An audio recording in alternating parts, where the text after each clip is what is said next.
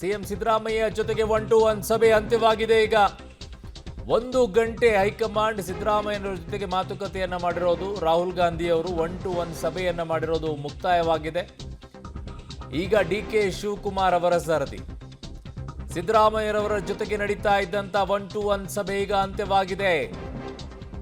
ದೆಹಲಿಯ ಎಐಸಿಸಿ ಕಚೇರಿಯಲ್ಲಿ ನಡೀತಾ ಇದ್ದಂತಹ ಸಭೆ ಈಗ ಸಿದ್ದರಾಮಯ್ಯನವರ ಜೊತೆಗಿರುವಂತಹ 1-to-1 ಮೀಟಿಂಗ್ ಈಗ ಎಂಡ್ ಆಗಿದೆ.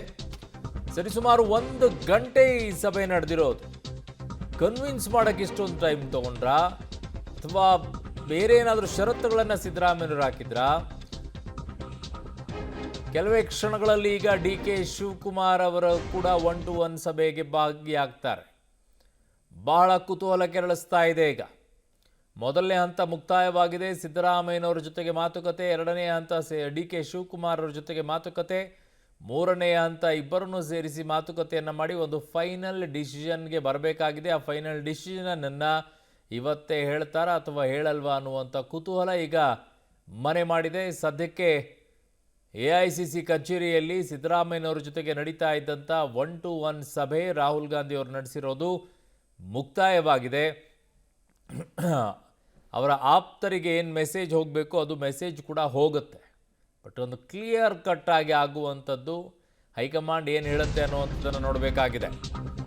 ಹೈಕಮಾಂಡ್ ಸಭೆಯಲ್ಲಿ ಇಬ್ಬರ ಭವಿಷ್ಯ ಈಗ ಸಿಎಂ ಡಿಸಿಎಂ ಇಬ್ಬರಿಗೂ ಕೂಡ big day. Rahul Gandhi 1-to-1 meeting.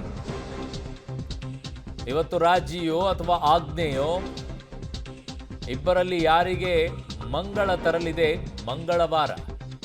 High command ಸಭೆಯಲ್ಲಿ ಇಬ್ಬರ ಭವಿಷ್ಯ ಈಗ ನಿರ್ಧಾರವಾಗುತ್ತೆ. ಸಿಎಂ ಡಿಸಿಎಂ ಇಬ್ಬರಿಗೂ ಕೂಡ ಬಿಗ್ ಡೇನೆ. ಒಬ್ಬರು 5 ವರ್ಷ ಕಂಪ್ಲೀಟ್ ಮಾಡಬೇಕು ಅನ್ನುವಂಥ ಆಸೆ, ಒಬ್ಬರಿಗೆ ನಾನು ಮುಖ್ಯಮಂತ್ರಿ ಆಗಲೇಬೇಕು ಅನ್ನುವಂಥ ಆಸೆ. ನನ್ನ ಸಹೋದ್ಯೋಗಿ ದೆಹಲಿಯ ಪ್ರತಿನಿಧಿ ಶಬೀರ್ ನನ್ನ ಸಂಪರ್ಕಕ್ಕೆ ಸಿಗ್ತಾ ಇದ್ದಾರೆ. ಶಬೀರ್, ಈಗ ಸಿದ್ದರಾಮಯ್ಯನವರ ಜೊತೆಗೆ ನಡೀತಾ ಇದ್ದಂಥ 1-to-1 ಸಭೆ ಮುಕ್ತಾಯವಾಗಿದೆ. ಹಾಗಿದ್ದಾಗ ನೆಕ್ಸ್ಟ್ ಸರದಿ ಈಗ ಡಿಕೆ ಶಿವಕುಮಾರ್ ಅವರದ್ದೇ. ಆರಂಭವಾಯ್ತಾ ಅದು ಅಥವಾ ಸಮಯ ತಗೊಳ್ತಾರಾ? ಊಟದ ಸಮಯ ಆಯ್ತಾ? ಊಟ ಮಾಡಿ ಸಭೆ ಶುರು ಮಾಡ್ತಾರಾ? ಏನು ಕತೆ, ಏನು ಡೀಟೇಲ್ ಸಿಗ್ತಾ ಇದೆ? ಅರುಣ್, ಇಲ್ಲ, ಸಭೆ ಶುರುವಾಗಿದೆ. ಡಿ ಕೆ ಶಿವಕುಮಾರ್ ಅವರ ಜೊತೆಗೆ ರಾಹುಲ್ ಗಾಂಧಿ ಕೂಡ ಈಗ ಸಭೆಯನ್ನು ಆರಂಭ ಮಾಡಿದ್ದಾರೆ. ಸುದೀರ್ಘವಾಗಿ 1 ಗಂಟೆಗಿಂತ ಹೆಚ್ಚು ಕಾಲ ಸಿಎಂ ಸಿದ್ದರಾಮಯ್ಯ ಅವರ ಜೊತೆಗೆ ಸಭೆಯನ್ನು ನಡೆಸಿದ ಬಳಿಕ ಈಗ ಡಿ ಕೆ ಶಿವಕುಮಾರ್ ಅವರ ಜೊತೆಗೂ ಕೂಡ ಮಾತುಕತೆಯನ್ನು ರಾಹುಲ್ ಗಾಂಧಿ ಅವರು ಆರಂಭ ಮಾಡಿರುವಂಥದ್ದು. ಈಗ ಡಿ ಕೆ ಶಿವಕುಮಾರ್ ಅವರ ಮಾತುಗಳನ್ನು ಕೂಡ ಕೇಳಿಸ್ಕೊಳ್ಳುವಂಥ ಕೆಲಸವನ್ನೇ ಸದ್ಯಕ್ಕೆ ರಾಹುಲ್ ಗಾಂಧಿ ಅವರು ಮಾಡ್ತಿದ್ದಾರೆ. ನೋಡಿ, ಈ ಹಿಂದೆ ರಾಹುಲ್ ಗಾಂಧಿ ಅವರನ್ನ ಭೇಟಿಯಾಗಬೇಕು, ಮಾತಾಡಬೇಕು ಅಂತ ಸಾಕಷ್ಟು ಪ್ರಯತ್ನಗಳನ್ನು ಪಟ್ಟರೂ ಕೂಡ ರಾಹುಲ್ ಗಾಂಧಿ ಅವರು ಸಮಯವನ್ನು ಡಿ ಕೆ ಶಿವಕುಮಾರ್ ಅವರಿಗೆ ಕೊಟ್ಟಿರಲಿಲ್ಲ.